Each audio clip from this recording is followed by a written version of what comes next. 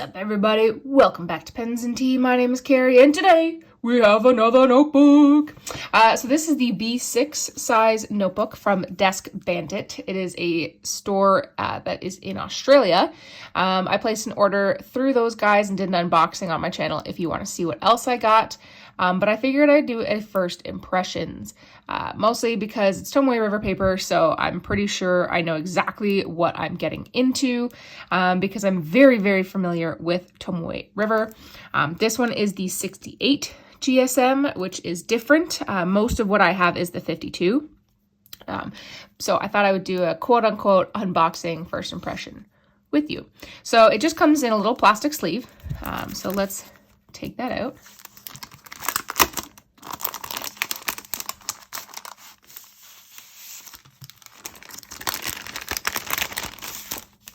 So just like cellophane or something. This was around the notebook, but obviously came off. It's just like a coffee sleeve where it has all of the information. So Desk Bandit, B6 notebook, it gives you the dimensions, the stock grid, 64 pages, 68 GSM Tomoe River paper, assembled in Australia, and then has the Desk Bandit information, and then a very cute stationery design on the back. So let's toss that aside. And then you just have a plain Jane gray little notebook here. So like I said, it's B6 size. Let's open this up. Yeah, it looks exactly like you would expect a relatively inexpensive notebook to look like. I'm going to get a fountain pen here. This is the Pilot Custom Heritage 912. It has a Waverly nib and an ebonite feed, so it's wetter than normal, and smells good because it's inked up with KWZ Walk Over Vistula, so it has that vanilla type smell, and it smells amazing, and it's just with the built-in Pilot Custom. Pilot Con 70. Oh, goodness gracious. Okay, let's start writing, shall we?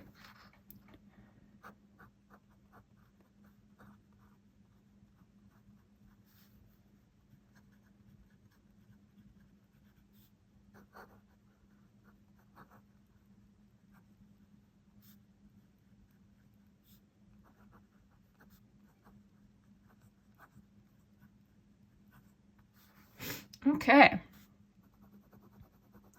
Definitely feels nice and smooth like any Tomoe River paper. It is definitely smoother than the majority of papers. So if you're familiar with Rhodia, this is smoother, but in a different way. It's smoother because the paper has less texture to it, but Rhodia has a pretty thick coating on top of it, which means that you can kind of feel your pen dragging along a little bit.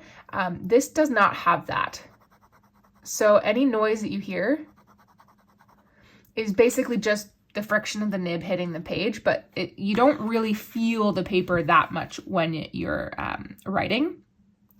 It is very nice and smooth, and apparently I cannot spell smooth. I like it quite a bit. What I really like Tomoe River paper for, this is still pretty wet, so you can't quite see it yet, but it does show any shimmer, any sheen, any shading, any of the words that you want. Tomoe River paper is going to be your best bet at bringing out any of the interesting qualities in inks.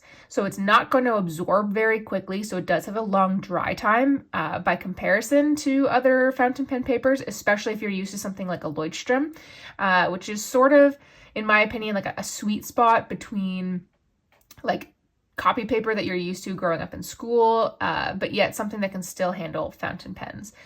So it does have a long dry time, but the benefit is that it does show any interesting qualities within that ink, and is really the best paper to show you any of that interesting quality. So as I expected, it's handling perfectly.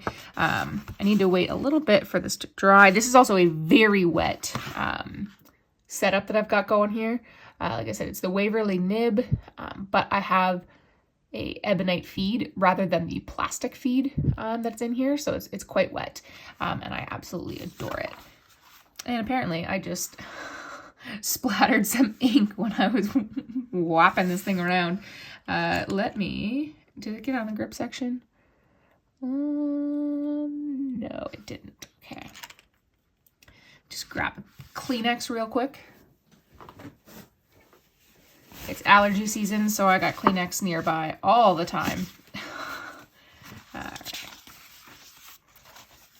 So there's not much showing on the back. That's the beauty of 68 GSM versus 52. So I just did a review of this Tomoe River notebook, which is the exact same paper, except it is the 52 versus 68. So let me just show you.